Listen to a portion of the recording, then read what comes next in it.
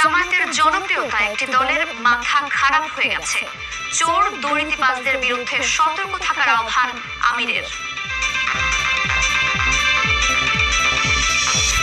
জনসংযোগের সরব প্রার্থীরা ক্ষমতায় গেলে ফ্যাসিস্ট হয়ে উঠবে জামায়াত, বললেন মির্জা ফখরুল।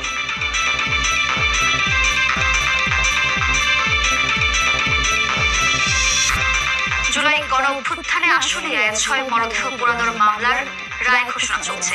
এজলাসে 8 আসামি। শ্রমিক কর্মচারীদের কর্মবিরতিতে অচল চট্টগ্রাম বন্দর, সংকট সমাধানে হয়নি মতৈক্য।